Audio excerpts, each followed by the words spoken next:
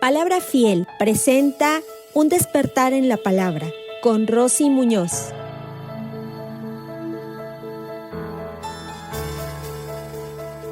Esta mañana, hermanos, nos toca el tema número 6, titulado La vida de oración. Y vamos a dar inicio, hermanos, hablando un poquito, haciendo un poco de introducción a nuestro tema. Y vamos a empezar partiendo de que todos nosotros somos seres tripartitas. Es decir, estamos nosotros formados por cuerpo, alma y espíritu. Y es precisamente en esa parte del espíritu la que nos permite conectarnos, tener esa conexión con nuestro ser creador, de todo lo que somos, de todo lo que tenemos, y es esa fuerza, ese empuje que nos da esa conexión con el espíritu para nosotros poder tener una comunicación llamada oración. Entonces, la oración es un diálogo del hombre con Dios. Desde el principio de la historia, vemos cómo hombres como Moisés tenían ese diálogo y esa comunicación con Dios. Esa forma de buscar de Él es la forma de poder nosotros acercarnos, buscar esa respuesta ante situaciones que nosotros estamos viviendo.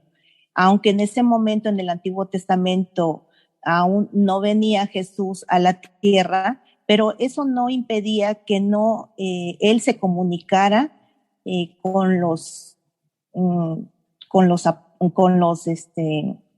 las personas que a su vez comunicaran a los demás lo que Dios les hacía saber a ellos. Entonces, Dios nunca apartó ese diálogo con toda su creación, y en esa creación estamos incluidos nosotros. Entonces, lo importante que nosotros tenemos que ver es, en realidad, qué lugar ocupa la oración en nuestra vida. Es lo primero que nosotros hacemos cuando despertamos o cuando nos disponemos a descansar o cuando estamos en el trabajo. Sería bueno que nosotros entráramos en ese análisis para ver qué lugar es el que nosotros le damos a la oración en nuestra vida. Y bueno, como parte de esta introducción, en el Antiguo Testamento la oración estaba relacionada con el sacrificio dentro del templo. Es como lo hemos estado viendo, a partir de un antes de Cristo y un después de Cristo, la historia nos marca que después del año 70, después de Cristo, los rabinos sostuvieron que la oración era mejor que el sacrificio. En el Antiguo Testamento, cuando las personas oraban, existía lo que es Jerusalén, el templo de Jerusalén, y alrededor de sus murallas ellos iban y se acercaban para orar, siempre dirigiendo su rostro hacia el templo. Esa era una forma de postrarse y de entrar en ese diálogo con Dios. También dentro de ese tiempo existía lo que se llamaba el aposento alto. Dentro de las casas se usaba una habitación en la planta alta, denominada precisamente así, aposento alto, y era un espacio, se podría decir como una azotea, si lo queremos ver en nuestros tiempos actuales. Entonces, entrar a ese aposento alto era entrar a una habitación sin puertas ni ventanas, era una puerta que era un lugar que solamente tenía una puerta y se cerraba, y en ese momento se podía tener esa privacidad, esa intimidad para tener ese diálogo con Dios. Es una costumbre judía que nosotros también vemos hasta el día de hoy. Si nosotros en alguna ocasión hemos tenido la oportunidad de ir a lo que es Polanco, que es a donde está congregada la mayor parte judía, nosotros vemos que llegados ciertas horas del día, ellos extienden su tapete y se ponen a orar. Esta costumbre judía que hasta el día de hoy se practica, estaba establecida que se tenía que llevar a cabo 3 veces al día, es decir, en la hora tercera, la hora sexta y la hora novena. La hora tercera nos está hablando de un tiempo aproximadamente de 9 de la mañana. Bueno, ¿sí me escuchan, hermanos? Sí. Sí, la hora tercera. Intervino. Es que escuché que me dijeron no se escucha. La hora tercera es aproximadamente 9 de la mañana, la hora sexta 12 del día y la hora novena las 15 horas o 3 de la tarde. Entonces vemos cómo esto es algo que nosotros, los judíos lo marcan así, una oración 3 veces al día, más nosotros hoy a lo largo de este estudio vamos a ver cuál es el deber que nosotros tenemos con respecto al tema de la oración. Ahora pasando a la oración en el Nuevo Testamento, Dios nos manda, porque también es un mandato el que nosotros como cristianos tenemos que orar, nos manda que la oración sea en todo tiempo. Y Él nos pone el ejemplo muy claro de cómo se debe de orar. Y para eso quiero que vayamos al texto de el Evangelio de Mateo, capítulo 26, versículo 36 en adelante.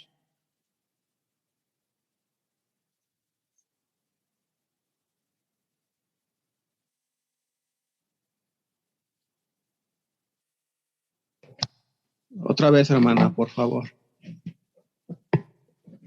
Evangelio de Mateo, capítulo 26, versículo 36 en adelante. Gracias.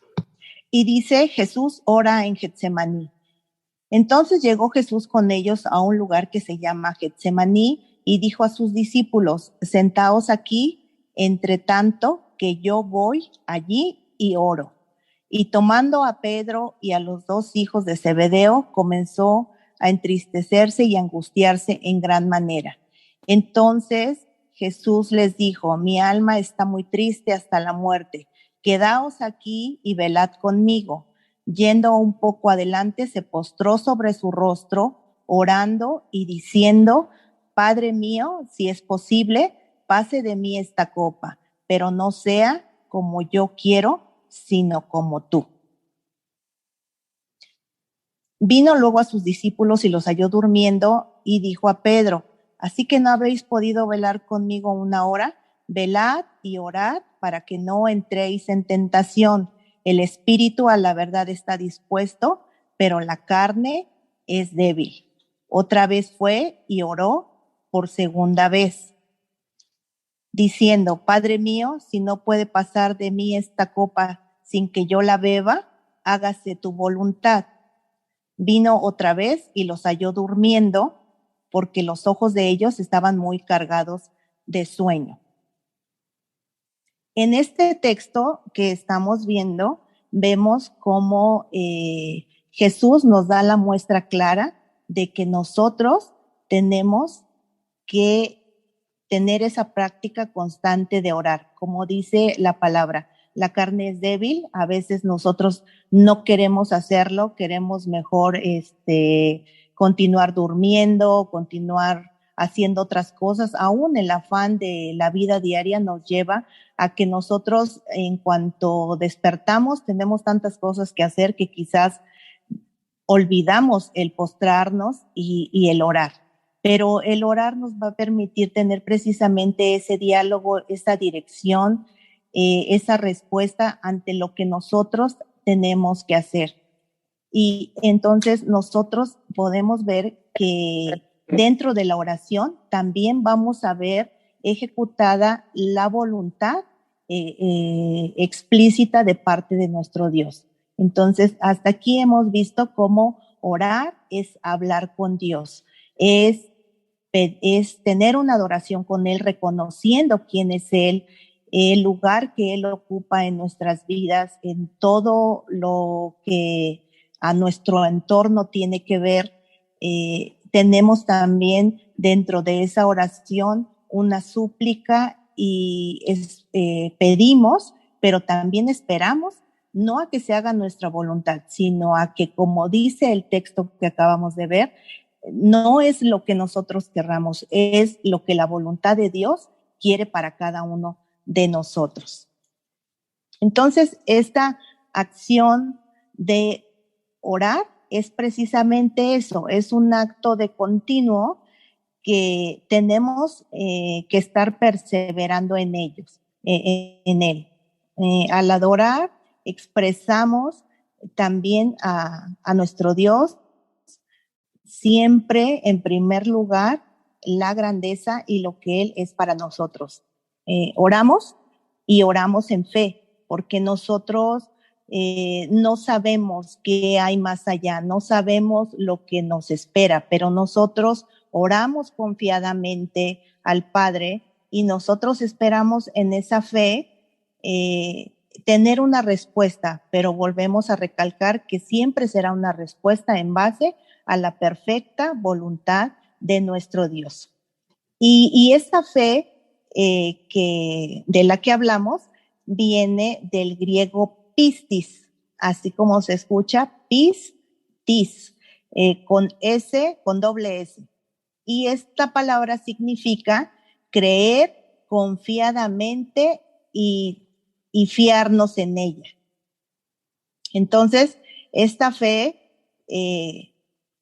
es precisamente tener esa convicción dentro de nosotros de creer confiadamente en lo que vendrá a través de nuestra oración.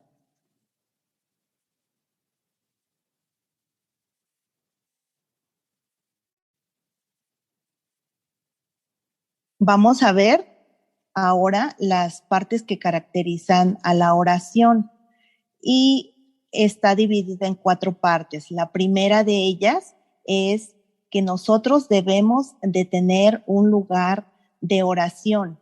Y en este texto de Mateo 6:6 al 13, en esta versión de Palabra de Dios para Todos, tenemos un ejemplo en el que se nos dice cómo debemos orar. Es la oración del Padre Nuestro y dice el texto así: pero tú cuando ores, entra a tu cuarto. Ahí nos está marcando ya que nosotros debemos de tener, sea en nuestra casa o donde nos ubiquemos, tenemos que tener un lugar. Dice: cierra la puerta y habla con tu Padre. Así recibirás recompensa de tu Padre, porque Él ve todo lo que se hace en secreto. Cuando oren, no alarguen demasiado su oración, no hagan como los que no conocen a Dios, que creen que porque hablan mucho, Dios tendrá que hacerles caso. No sean como ellos, porque su Padre sabe lo que ustedes necesitan, incluso antes de que se lo pidan. Ustedes deben orar así. Y nos da aquí un ejemplo, primeramente, de una adoración. El primer punto que nosotros tenemos que tener en cuenta en nuestras oraciones es primeramente el adorar a nuestro Dios, el reconocer quién es Él. Y por eso dice: Padre nuestro que estás en los cielos, que siempre cede tu honra a tu santo nombre. Venga tu reino. Que se haga tu voluntad, como se hace en el cielo. Danos hoy los alimentos que necesitamos cada día y perdona nuestros pecados como nosotros también perdonamos a los que nos han hecho mal. No nos dejes caer en tentación y líbranos del maligno. Entonces, primeramente empezamos con un acto de adoración, reconociendo quién es Él, confesamos, pedimos perdón por nuestros pecados, agradecemos también lo que el Señor nos da y suplicamos ser librados. Entonces, nuestra oración que Dios nos muestra a través de este ejemplo del Padre Nuestro de cómo debemos orar, pues estamos viendo ya aquí puntos muy importantes a considerar. A veces nuestra oración, lo ideal es que sea de esta forma, que nosotros tengamos un lugar dispuesto dentro de nuestra casa o donde estemos para que lo podamos hacer, estemos en esa intimidad, tengamos ese silencio, esa parte que no nos distraiga y nosotros podamos tener esa comunicación con nuestro Dios. Pero hay veces, hermanos, que no es posible que nosotros lo podamos hacer así, porque a lo mejor estamos envueltos a lo mejor en un problema que no esperábamos y lo único que decimos es, Dios, ayúdame, Señor, sé conmigo en esto y ya no podemos a lo mejor tener como tal una posición, un lugar, pero sí lo podemos hacer. También vemos en nuestra Biblia que existen oraciones cortas en las que nosotros tenemos como ejemplo cómo podemos hacerlas, dependiendo de las circunstancias en las que nosotros nos encontremos. Este es el ejemplo ideal de cómo debe de ser, pero aun cuando nosotros no podamos hacerlo, porque las condiciones no nos lo permitan, lo podemos hacer de manera corta, pero el fin es que siempre lo hagamos y sea un hábito constante en nuestras vidas para que nosotros tengamos siempre esa comunicación con nuestro Padre.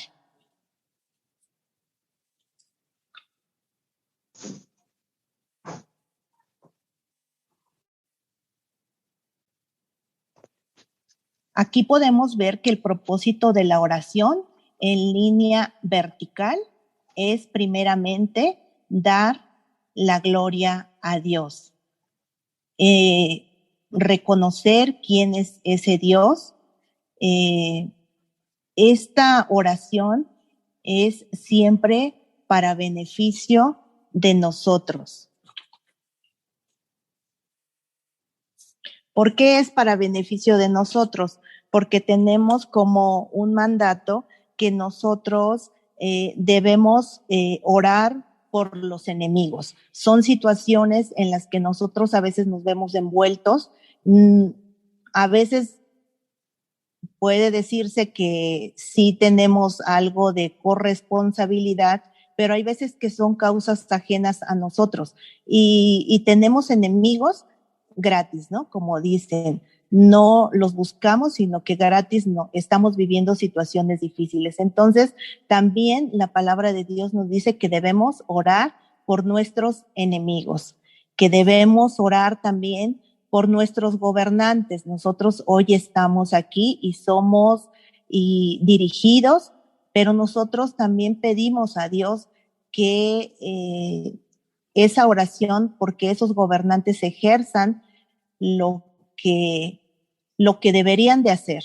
Siempre apelamos nosotros a que Dios nos escucha y nosotros obedecemos. Se nos pide orar por ellos y es un acto que nosotros tenemos que estar haciendo. También se nos dice que debemos orar los unos por los otros. Entonces, el orar los unos por los otros es algo que también está escrito en la palabra y es algo que nosotros debemos hacer. Cuando se nos dice que una vez que nosotros nos reunimos, 2 o 3 o más personas, el Señor está ahí. Y entonces nos reunimos y es muy hermoso tener esa comunicación y esa comunión entre hermanos para que oremos por las necesidades que cada uno de nosotros tenemos. También oramos por sanidad, oramos porque este cuerpo que es débil y que se enferma y que se cansa, oramos también a Dios porque traiga sanidad. Entonces, todos estos ejemplos que hemos visto son para nuestro beneficio, ¿no? Son cosas en las que estamos rodeados estamos dentro de ellas y por ello se nos pide también orar. Tenemos también obstáculos cuando nosotros oramos. ¿Qué tipo de obstáculos tenemos?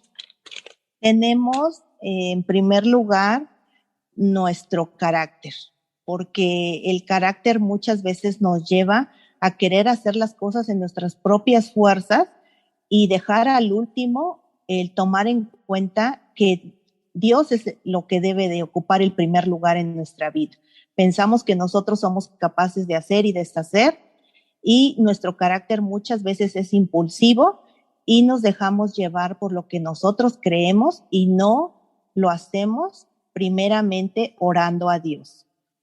También tenemos otro obstáculo que puede ser las preocupaciones. Las preocupaciones son las que nos llevan a que nuestra mente esté perturbada y busquemos buscarle solución en nuestras fuerzas. El estar preocupándonos por querer resolver nosotros todo aquí y ahora es lo que también nos impide que nosotros vayamos primeramente a orar.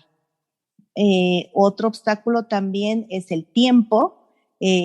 Muchas veces distribuimos mal nuestro tiempo, nos ocupamos demasiado en todos los quehaceres y decimos, es que a mí las horas no me alcanzan y yo la verdad no tengo tiempo para orar. Entonces, ese es otro obstáculo que también nosotros ponemos. El ambiente, el ambiente en el que nosotros nos encontramos, sea familiar o sea de trabajo, muchas veces no nos facilita el que nosotros tengamos como primer momento el que nosotros debemos orar. Pareciera que fuera lo contrario, al menos en el aspecto de la familia, pero muchas veces es así, porque desafortunadamente no todas las familias tienen a todas las personas convertidas y eso es algo que también somos juzgados, somos criticados, somos señalados y muchas veces nosotros nos reprimimos por ese sentido y ya no oramos. Y muchas veces también nosotros ignoramos qué es lo que en realidad nos conviene. No nos desesperamos y no esperamos los tiempos para que las cosas se den. Entonces, tenemos que tomar en cuenta todas estos pros y estos contras. Saber también que todo lo que Dios permite, que todo lo que Dios hace, ordena y decide es porque la perfecta voluntad de Dios así lo ha dispuesto y porque ahí vemos aplicada en nuestra vida la soberanía de Dios.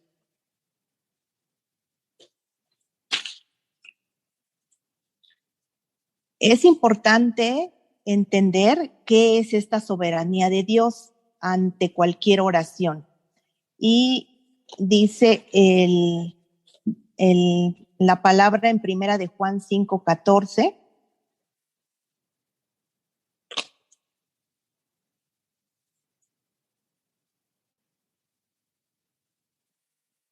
Dice primera de Juan 5:14, si pedimos algo conforme a su voluntad, Él nos oye. Entonces, aquí tenemos que ver que todo lo que nosotros pedimos, porque nosotros podemos pedir muchas cosas, somos como los niños que a veces los padres los llevamos y ellos quisieran todo, pero no todo es lo que a nosotros nos conviene. Entonces, si pedimos algo que esté conforme a la voluntad de Dios, dice, Él nos oye.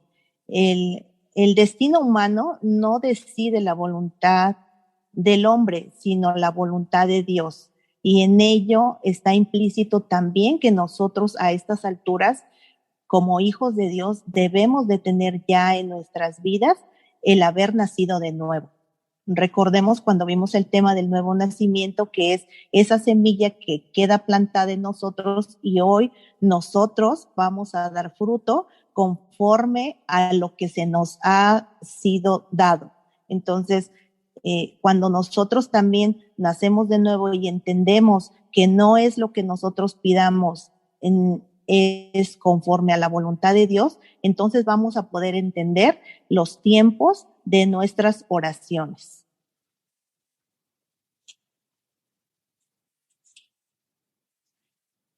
Aquí dentro de esta soberanía de Dios podemos ver que si Dios es soberano, nosotros podríamos decir, si Dios es soberano, entonces, pues, ¿para qué oro? Si Dios ya sabe qué es lo que debe de ser. Pero primeramente tenemos que traer a memoria que es un mandato que nosotros debemos de orar. Tenemos también ejemplo de cómo Jesús lo hizo, de cuando Él estuvo en esta tierra, todo lo que Él llevaba a cabo, siempre lo llevaba y oraba a su Padre para saber cuál era la voluntad de Él. No la humana, porque la humana puede negarse a muchas cosas, puede hacer también muchas cosas indebidas, pero el hacer la voluntad de Dios la vamos a poder entender única y exclusivamente cuando nosotros tenemos esa práctica de oración para escuchar la voz de nuestro Dios.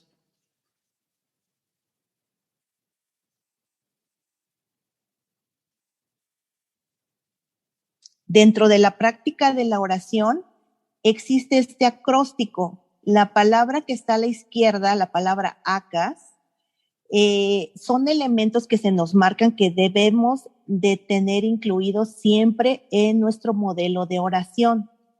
Primeramente tenemos la adoración. Como ya lo hemos estado hablando, es el reconocimiento a nuestro Dios primeramente cuando nosotros nos disponemos a orar. Porque muchas veces decimos, es que quiero orar, pero la verdad no sé cómo hacerlo. Este acróstico nos marca una forma sencilla en cuatro iniciales que nosotros debemos de tomar en cuenta siempre al momento de orar. Y la primera de ellas es la adoración. La segunda es la confesión, es confesar nuestros pecados, la condición en la que nosotros estamos, reconocer quiénes somos. Una vez que nosotros hemos reconocido quién es Dios, le agradecemos por lo que tenemos y aún por lo que no tenemos, porque la palabra de Dios también nos dice que debemos aprender a tener contentamiento. Con lo mucho o con lo poco que tenemos, debemos de ser agradecidos. Y le hacemos posteriormente una súplica o una petición sobre lo que nosotros estamos padeciendo o sufriendo en ese momento y lo incluimos dentro de nuestra oración. El texto de Santiago 5:16 nos habla de confesar nuestras ofensas, orar los unos por los otros, y dice, la oración eficaz del justo puede mucho. Y ahí sobre eso vamos a hacer un pequeño estudio.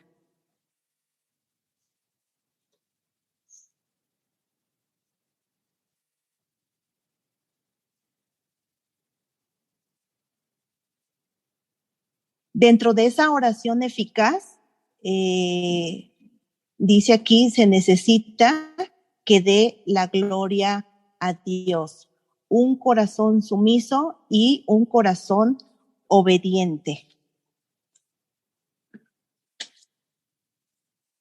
Primeramente necesitamos tener dentro de esta oración eficaz una oración de fe, de súplica, de petición. Y quiero que nos vayamos un poquito más atrás en el texto de Santiago. Si vamos buscando el texto de Santiago, capítulo 5, versículo 13, Santiago 5:13.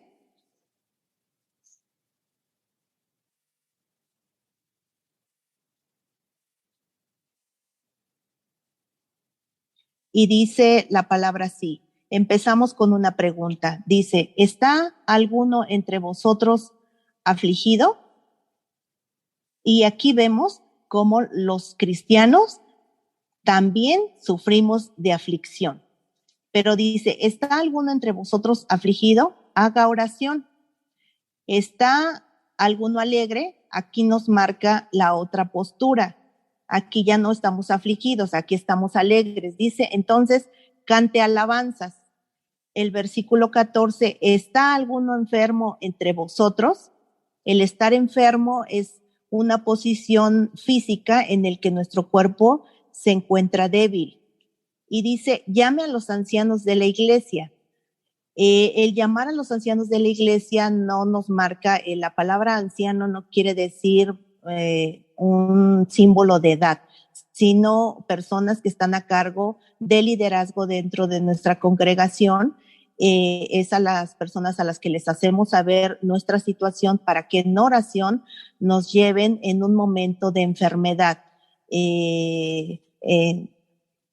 Nos hacen el conocimiento de lo que está pasando y nosotros como hermanos nos unimos y oramos y esperamos la perfecta voluntad de Dios hacia la vida de cada uno de los hermanos que se encuentran en esa condición. Para ello es importante que nosotros pertenezcamos a una congregación local donde nos conozcan, donde sepan quiénes somos y oren por nosotros, porque si estamos en una condición, como se nos indica aquí, en una condición de enfermedad y nosotros no pertenecemos, también se puede orar por ellos y nosotros podemos ser un buen testimonio del poder que Dios tiene para sanar. Pero es importante que si nosotros pertenecemos y somos cristianos y somos hijos de Dios, tengamos esa iglesia local a la que también nosotros le hagamos ese conocimiento y ore por nuestras necesidades en cuanto a la sanidad por enfermedad. Y dice después ahí, ungiéndole con aceite. El aceite simboliza al Espíritu Santo, es un símbolo que se le da al Espíritu Santo. Y el versículo 15 dice, y la oración de fe, ya vimos que fe es de pistis, que quiere decir creer confiadamente. Entonces dice, y la oración de fe, creyendo confiadamente, que Dios obrará a favor y sanará al enfermo. Dice, y el Señor lo levantará. Aquí en estas palabras estamos reconociendo que no es por nosotros, no es algo que nos podamos adjudicar nosotros y decir por mí se sanó, por mí lo hizo. No, dice y el Señor lo levantará. Es decir, que Dios es el único que tiene el poder para levantarnos, para librarnos de esa posición débil de enfermedad en la que nosotros nos podemos encontrar. Quiero que vayamos, por favor, a dos textos del Evangelio de Juan. El primero es Juan 9:31 y el segundo es Evangelio de Juan, capítulo 14, versículo 13.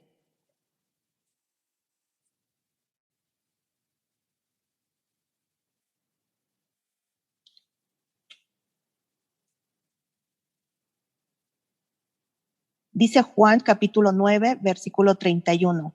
Y sabemos que Dios no oye a los pecadores, pero si alguno es temeroso de Dios y hace su voluntad, a este oye.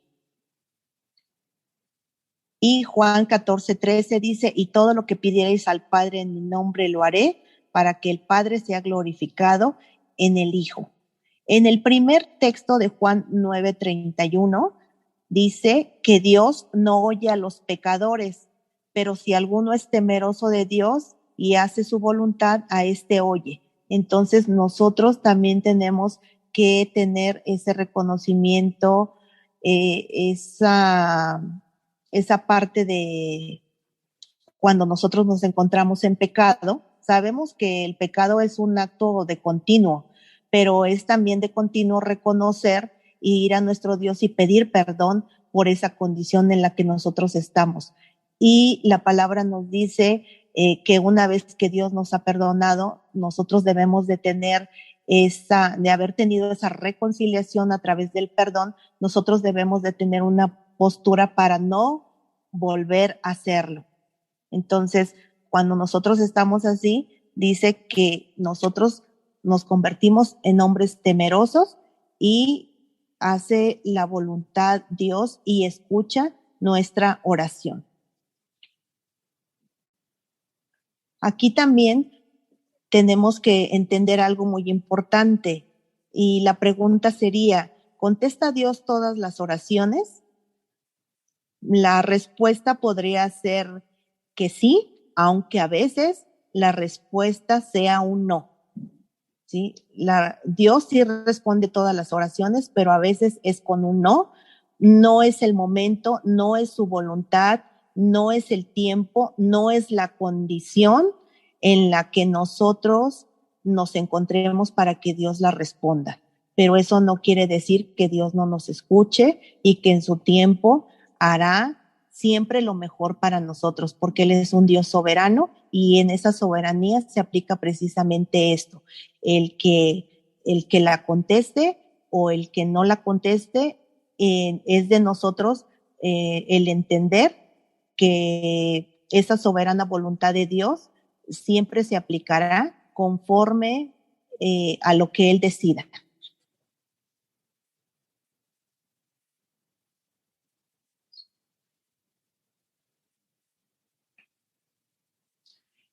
Y ya que vimos cuando Dios no puede responder las oraciones que nosotros queremos, porque no es su voluntad, porque no es el tiempo, porque no es el momento, porque nosotros no nos encontramos en la condición para que lo podamos entender que Dios lo hará, pero lo hará conforme al tiempo que Él lo decida. También vemos, y les quise poner aquí algunos ejemplos de oración en la que la respuesta de Dios fue un sí, y lo podemos ver en estos ejemplos que ya son conocidos para algunos de nosotros. Uno de ellos es Josué 10:3. Dios usó la vida de un hombre para hacer un milagro y escuchó a Josué decir: sol detente en Gabaón, y Dios detuvo al sol y a la luna. Es decir, dice aquí, y escuchó a Josué. También tenemos a Aarón cuando va delante del faraón y tiene la respuesta ante lo que Moisés le expresaba de lo que estaban viviendo en ese momento, y Dios le da la respuesta, ¿no? La respuesta clara es que vienen todas las serpientes y Dios le da respuesta a la oración que él hacía. Y un ejemplo muy claro que tenemos también dentro de nuestra Biblia es el caso de Elías, cuando dice que Elías oró porque no lloviera, pero posteriormente oró para que lloviera. Entonces, en ambas posiciones, sea para que no lloviera o para que lloviera, la respuesta de Dios fue un sí. Entonces, esto nos habla de que Dios sí responde las oraciones, pero tiene que ser conforme a su tiempo y a su perfecta voluntad. Y bueno, hermanos, con esto termino mi tema. Gracias, hermanos, por haber estado el día de hoy reunidos todos para poder aprender un poquito más de la palabra de Dios. Muchas gracias por su atención. Dios les bendiga. Nos vemos la próxima semana. Palabra Fiel presentó Un despertar en la palabra. No olvides buscarnos en Facebook y YouTube como Iglesia Palabra Fiel CDMX y seguir las transmisiones por Zoom de cada domingo.